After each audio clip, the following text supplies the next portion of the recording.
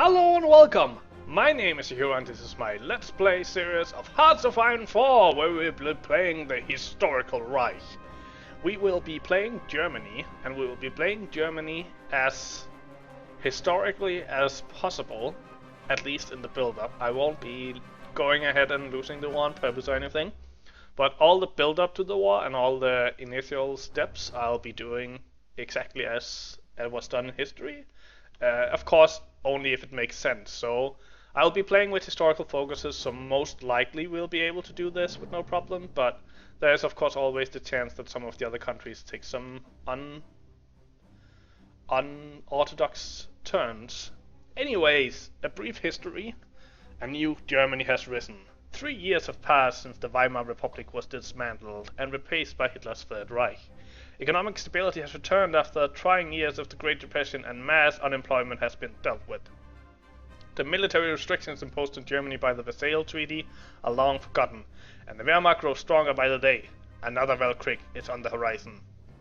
So, let's talk about the second part of this first, because this is actually pretty important, and it's something that not everyone knows about the Second World War, that it is actually quite closely tied to the First World War.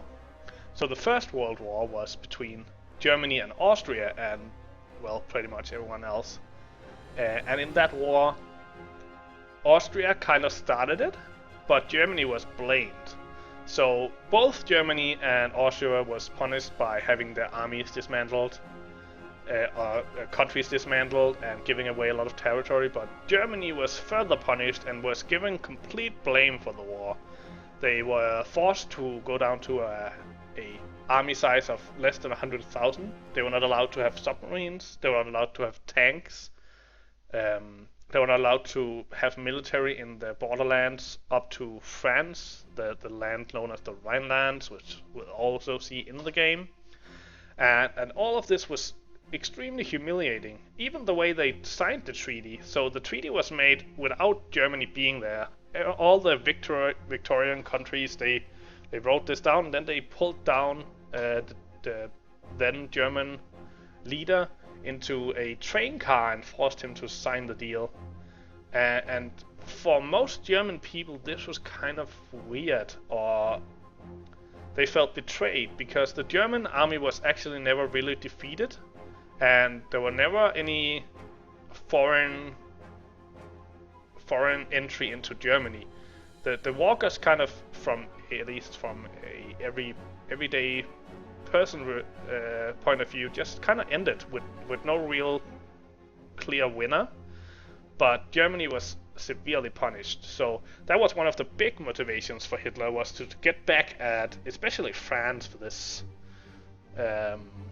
this Treaty of the Versailles. And actually, there's even a famous quote from a general called Ferdinand Foch, who said that the Treaty of Versailles was not a peace; it was an armistice for 20 years, and he was right almost to the date that the Second World War started, almost exactly 20 years after the Treaty of Versailles. Anyway, the other thing that's interesting to talk about before we get into this is the fact that the Weimar Republic was dismantled and replaced by Hitler's Third Reich. So a lot of people will probably think, oh well, he probably did like any politician and promised something, and then he went in and took over, or it was just Hitler being evil and stuff. But actually, Hitler was always pretty open about what he wanted to do. He was pretty open about the fact that he wanted to make a Third Reich that was a dictatorship, a fascist dictatorship, and that he was going to use democracy to get elected and then dismantle democracy. And while he might have done it in a slightly conspicuous manner, he did kind of say it beforehand. Anyway, let's just get started with playing, and we can talk about history. We will be playing on regular difficulty with Iron Man and historical focuses. So let's just start it up, and now we are gonna be the Historical Reich.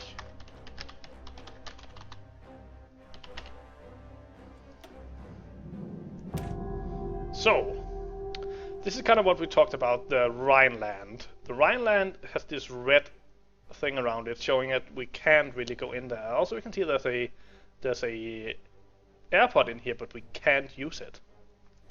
So anyway, let's start by divvying up our troops. So we have some troops over here in.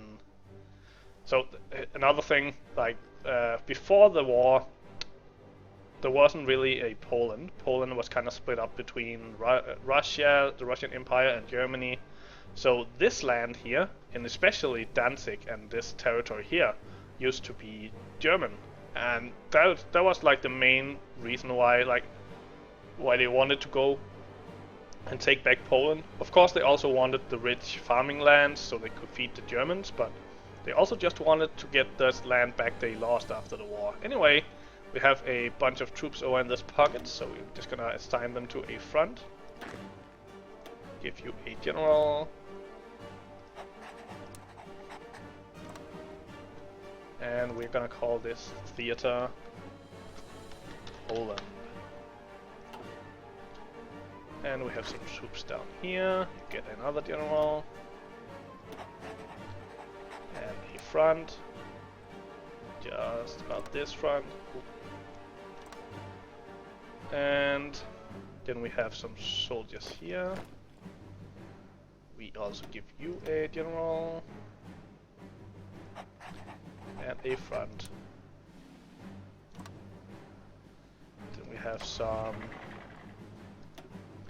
panzers, but we're actually gonna divide these into two groups. One of them will be led by the legendary Erwin Rommel. And you will be placed up here, while you will be led by a also actually pretty legendary general, Erich von Manstein. Although he's probably not as famous as Rommel, he was also a very, very smart individual. We're gonna put you down here. Then we have some troops down here, and we're gonna put you on the French border. But we're actually gonna call this West Front, and it's just so I can use this theater to take like the whole war on this side, take over Belgium, Luxembourg, and Holland or Netherlands. And you will have a what it called front here, but they can't actually enter the Rhineland yet, so they'll just stack up here. And we also have some mountain troops, and for now I think I'm just gonna place you down here on the border to Switzerland, but we'll use them for something else later. Also, something I kind of want to do, I'm using a mod so I have more symbols here, so I just want to make sure to put symbols on so I can kind of more easily identify my different soldiers of different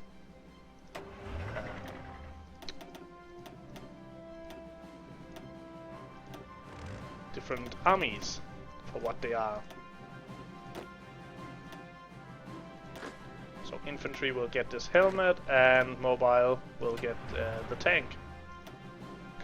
Kind of makes sense, right? So we have some extra troops up here that haven't joined anywhere. You'll just join here for now. And I think that was everyone. Yes. Then we have our ships.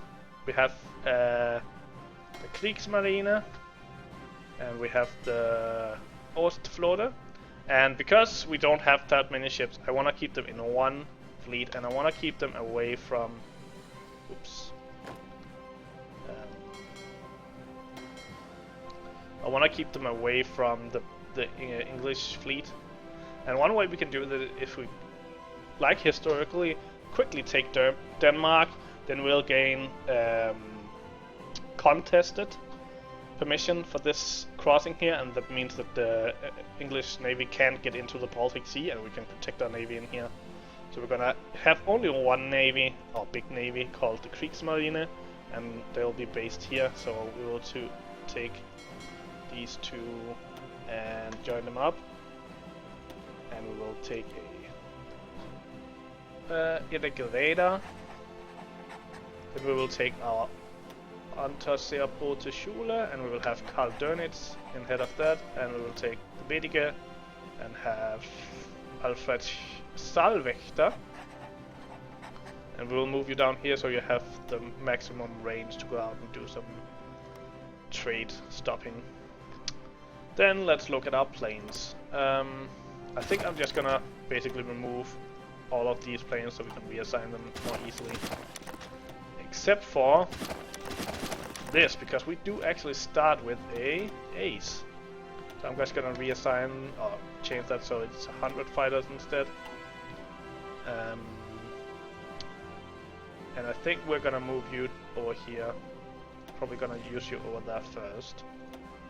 And here we're just gonna remove them as well. And the same here.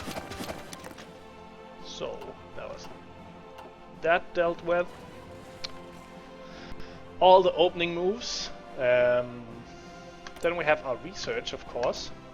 And we need just the usual research done.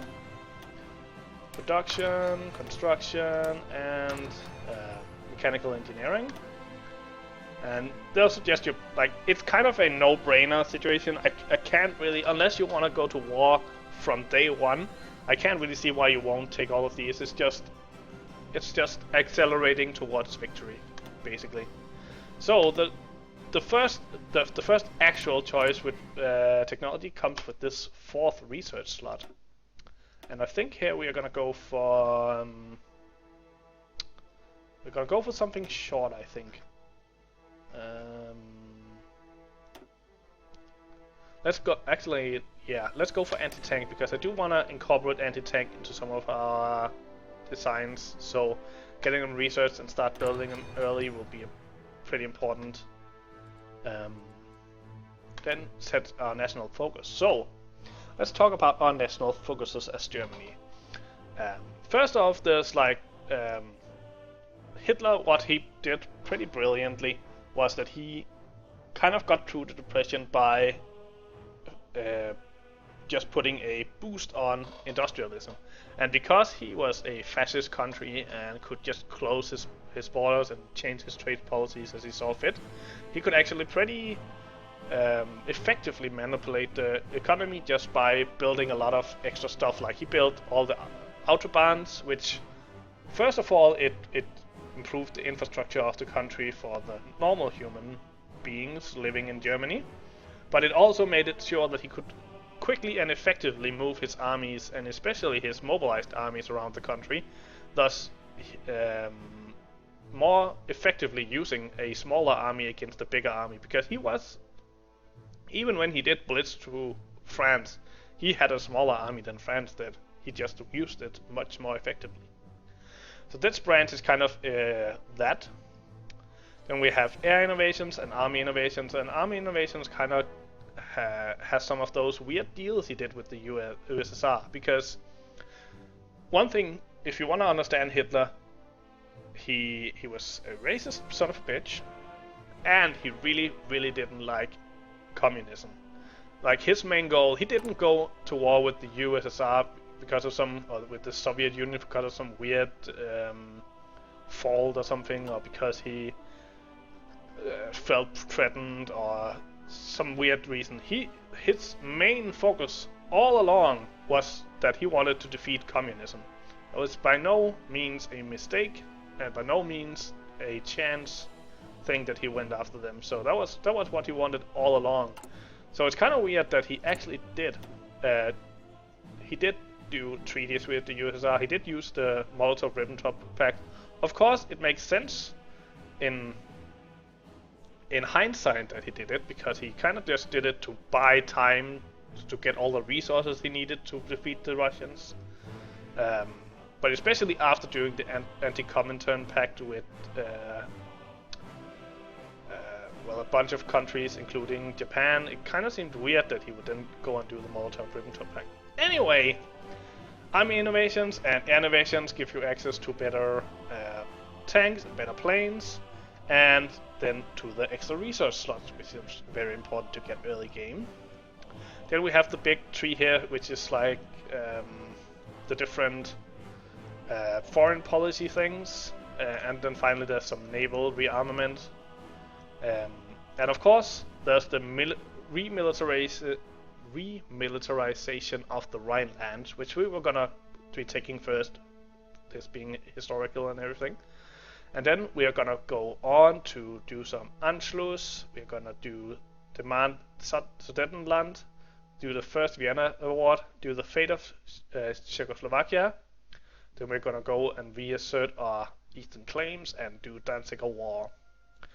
Those are the historical parts of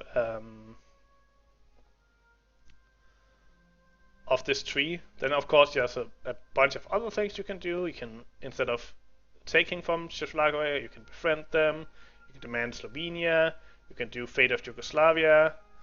Some of these things happened in the real war, but it was mostly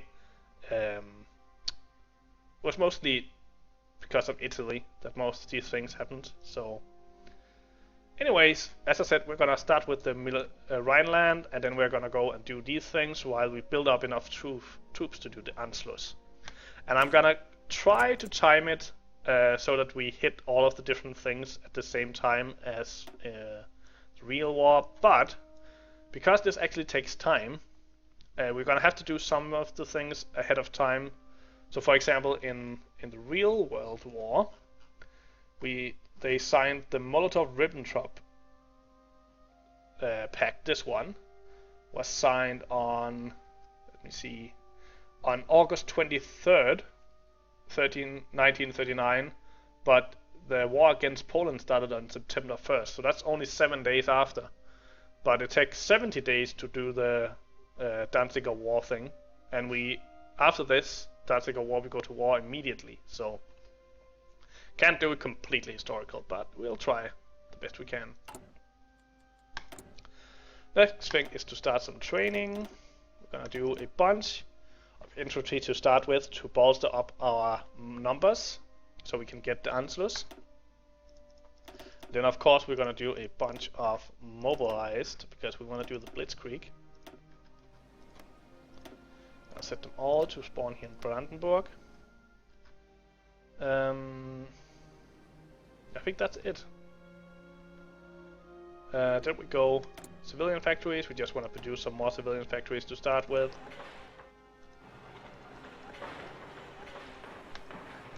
Just so we can build everything a little bit quicker. Later on we're gonna be going for some synthetic refineries, so we don't have to rely on trade so much, especially for rubber, which will be hard to get by because, let's just have a look at it. Rubber is kinda allied. So even the countries that we can trade with all the time, they don't have too much. So anyway, we're gonna start with just trading with the Netherlands, because we're not in war with them yet. Oil we're gonna get from, we might as well just get it from Venezuela. And that's all we need. We have aluminium, we have steel, we have barely enough tungsten. I guess we start by already importing something from Sweden, which they also did in the real world. Actually, the reason they took over Denmark and Norway was to secure the trade routes from Sweden. Anyway, let's assign our military factories. So one thing I definitely want is to produce a bunch of planes.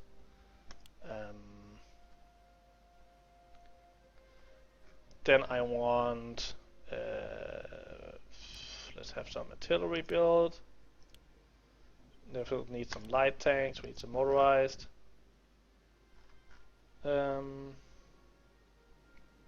I want to produce a few more transport planes, not too many. Probably stop this line soon, but I just want a few more transport planes so we can do some paradropping. So we have 2 factories left. Let's just do one on each of them for now. And then we have 1 naval yard, and we're gonna have the submarines join Unterseebootsschule and have these join Kriegsmarine. And then I think we need more rubber. And more oil. And we actually have too much. We don't need the tungsten. And let's go to speed 5 and... Good, no needs. So, that was the setup. And that actually took us to the end of the episode, so... We barely got out of the gates here. So next time we'll be going on and actually building up towards the war. Anyway, I hope you enjoyed this episode. If you did, consider hitting the like button and subscribing. Also, if there's anything you want to know about the real war or my motivations in this game specifically, just post a comment and I will try to answer as soon as I can. Hope to see you in my next video, and until then, have a good day.